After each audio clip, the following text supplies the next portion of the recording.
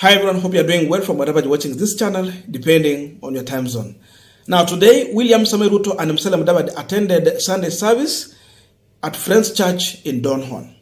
And in that church, William Ruto addressed Kenyans more than 20 minutes. In his address, he was emphasizing on the issue of affordable housing. According to him, all Kenyans must be in the program must enroll in a program to have affordable house.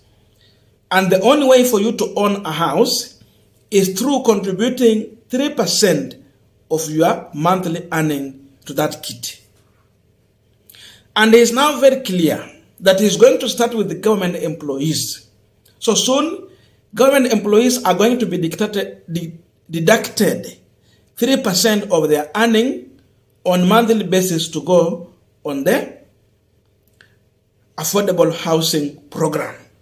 Then it will come to the private sector, whereby now you will be forced to contribute 3% of your earning. Remember, it started with the issue of increasing the NHIF. He said you have to contribute 1,000, I think now it is 2,000, the employer and you. For me, that one, I have no any problem because it is still a benefit that comes to you, whether delayed or not, it is still your money. But I have so much questions to do with this issue of affordable housing. So that means in 20 years' time, in case you continue to contribute, you might end up owning a house. That information was also shared in NTV and Kenyans.co.ke. This is what NTV said. President Ruto wants government employees deducted 3% of their salary to fund affordable housing. And another one here, news just in, Ruto announced mandatory salary deduction for all government employees. I quote him, "We have a housing fund that every Kenyan will contribute 3% of their income. In the near future, we will help you buy a home or own home." Now, for me, I have questions to ask. Because we can have affordable housing, not necessarily a government building these houses for people.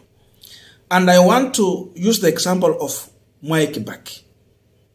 When Kibaki came into government, he had a plan to have affordable transport for Kenyans. Transport was so much expensive for many people, to an extent most of Kenyans would prefer to walk rather than using the available means of transport in terms of maybe a car, bus, or a motorbike. So Kibaki decided that he's going to remove all taxes on motorbike. So anyone who wanted to buy a motorbike, it was free tax. With 50,000, you have a motorbike. With 60,000, you could afford. And again, you could just use a loan to get one. Even with the 20,000, through a loan, you get. And you are good to go. That helped a lot to improve transport so that to have affordable.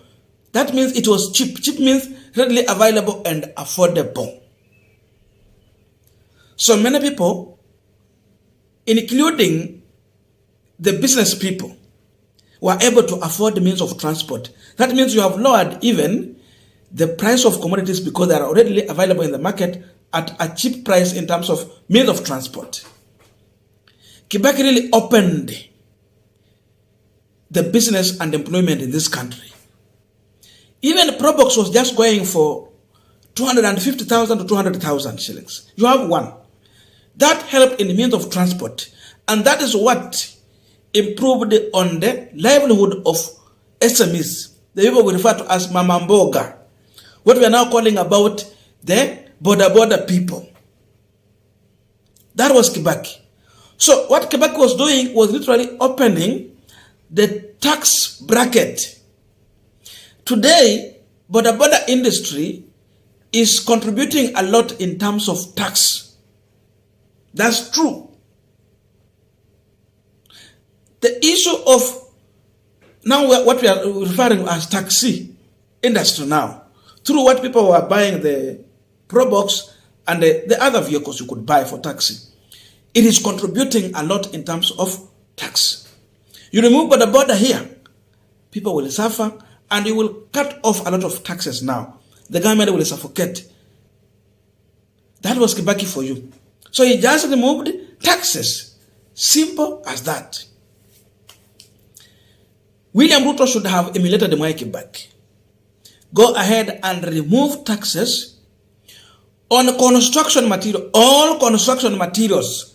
Remove taxes for the next 10 years. If indeed he was a president or he is a president of hustlers.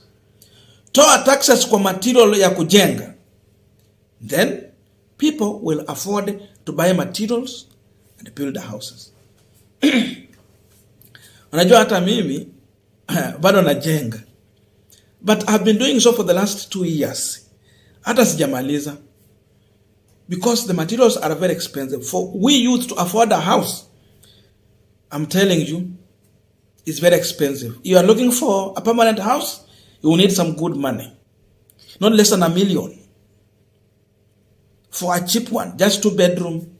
Na kama unatafuta 3 bedroom, kuna nasa hata sisi tunajenga 1 bedroom, but we cannot manage. So hata mimi nimekwama. I cannot, because taxes are very high. If you go and buy the iron sheets, maybe you are buying like, let's say 100 pieces.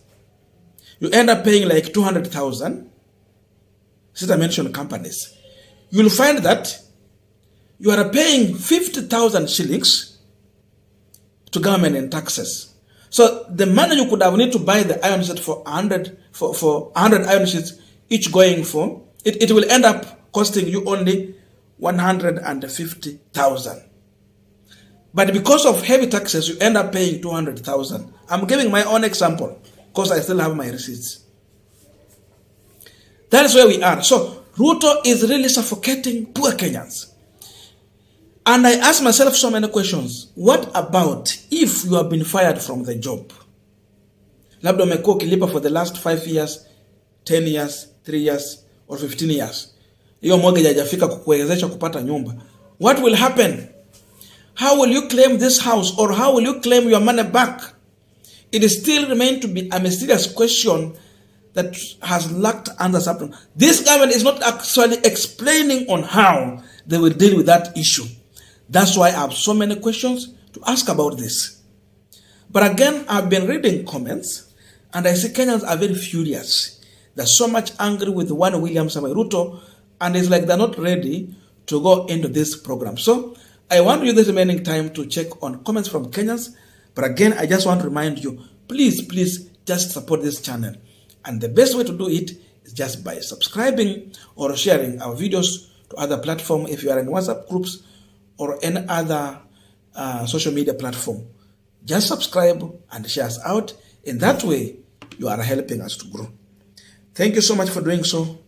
Let us use the remaining time to go through comments from Kenyans. This is Roba Mato. Crazy idea. These civil servants earn very little. Wahala, nabii wa uhuru wa ushuru. Sasa mimi niko Cheptulu, hiyo nyumba itajengwa wapi huyu? Wapi? Huyu kila kitu atakata ushuru bana. Bado sadaka sasa. It means he will soon start taxing nini sadaka. Kibwana, boss, we got our home back in the rural. Hatutaki kujengewa Nick Challenge na wengine future. Wacha tukae kwa matope uko ushago. You see, they're believing that Ruto is just helping Nick Challenge and other people to build houses. Another one here, Paragasha, how will we benefit from our contribution? Justina, to he much is given, much is expected. First, show Kenyans what you have done with the little you have. I stand with Raila Amolo Odinga. I don't know the key to success, but the key to failure is trying to please everybody. We as majority will recognize His Excellency Raila Odinga as our president. Ruto must go. Dennis Kahidi. Nope. Affordable housing hazisaidii maskini, ni matajiri pekee. That's true. Kitui, I will block any intruder against my access to my account. Silly.